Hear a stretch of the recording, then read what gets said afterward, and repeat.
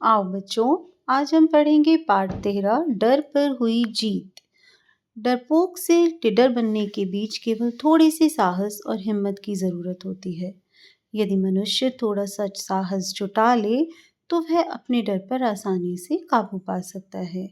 निडरता, बुद्धिमानी, आपसी प्रेम, साहस इस पाठ के जीवन मूल्य हैं। अब मैं छिप जाता हूँ, तुम मुझे ढूंढो, माँ को बोला। साशा चिल्लाई, नहीं, अंधेरा हो रहा है, चलो घर चलते हैं।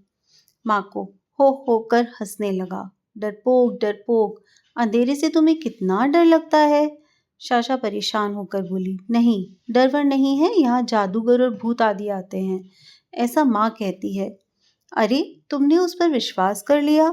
इस बात से डरकर हम जल्दी घर चले आएंगे, इसलिए माँ ने ऐसा कहा। साशा और माँ को फ्रांस में घने जंगलों के किनारे एक गांव में रहते हैं। उनके गांव में अंधेरा होने से पहले सब लोग घर लौट आते हैं। अंधेरा होते ही भूत राक्षस आदि रास्ते में घूमते हैं, ऐसा मानकर वहां के लोग न तो रात में खुद बाहर निकलते थे और न बच्चों को बाहर जाने देते थे।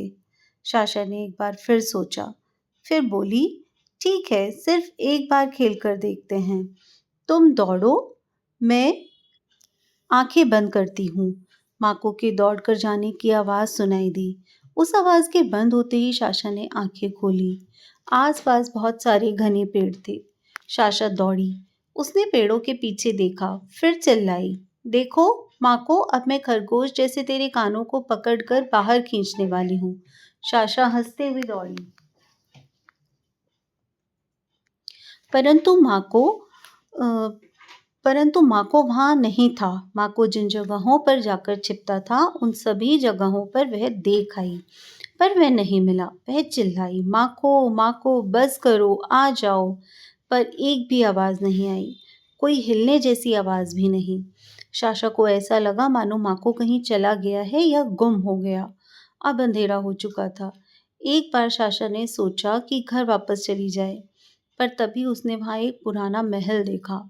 एक बार इसके अंदर जाकर देखूं क्या, सोचते हुए वह आगे बढ़ी। डर से ज्यादा साशा को माको के ना मिलने का दुख हो रहा था। उसे उत्सुकता भी हो रही थी कि महल में क्या है, इसलिए वह उसके अंदर चली गई। वह बहुत पुराना महल था, पर उस महल में कोई नहीं रहता था। साशा ने 2-3 बार आवाज लगाई, माँ को, पर उसे कोई आवाज जवाब नहीं मिला। दुखी होकर वह वापस जाने लगी। वह सोचने लगी, माँ पूछेगी कि माँ को कहाँ है तो मैं क्या जवाब दूंगी। सोचते सोचते वह महल के पीछे एक बगीचे में पहुंच गई। वहां खूब रोशनी थी। साशा धीरे धीरे चल रही थी। वहां कई रंगों के फूल खिले हुए थे। अब आधी रात हो गई थी। अचानक साशा खड़ी हो गई।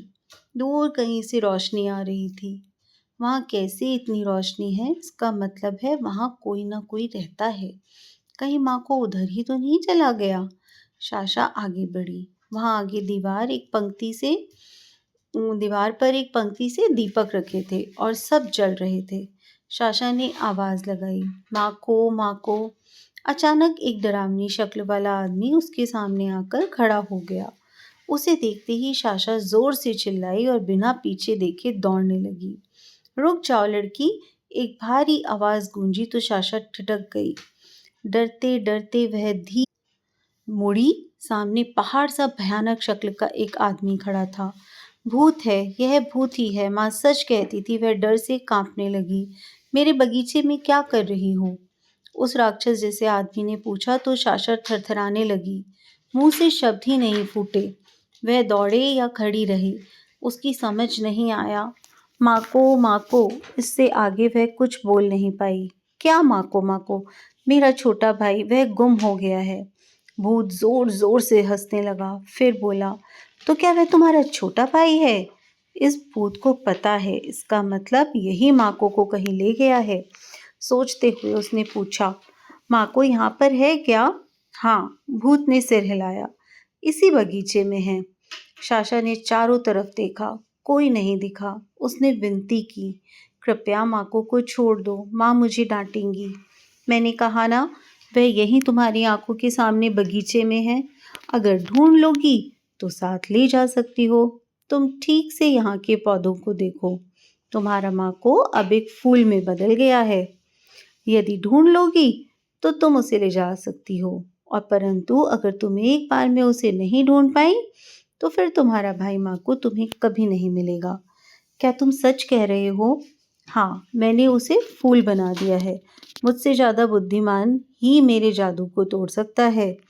तुम में तुम में वह शक्ति है क्या? चलो देखते हैं। साशा ने चुनौती स्वीकार कर ली। दूसरा कोई उपाय भी तो नहीं था। वह हर पौधे के पास गई, हर एक फूल को ध्यान से देखने लगी।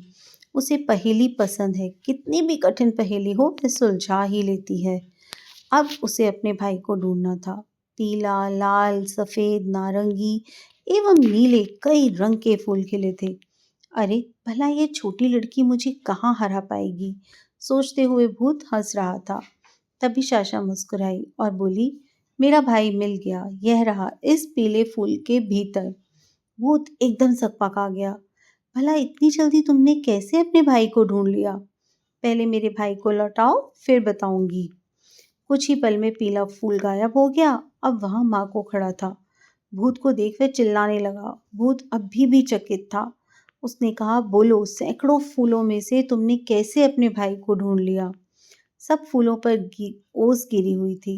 इस पीले फूल पर ही ओस के कण नहीं थे। इसका मतलब यह फूल अभी अभी ही खिला होना चाहिए। ऐसा मैंने सोचा तो उत्तर भी मिल गया। वाह, बहुत खूब, कहकर भूत ने साशा की तारीफ की। वह दोनों को बाहर तक छोड़ने आया और बहुत सारे उपहार भी दिए। साथ में उन्हें वहां देर तक खेलने की इजाजत भी दी। साशा को उसका भाई मिल गया था। वे दोनों खुश थे और अपने घर लौट रहे थे।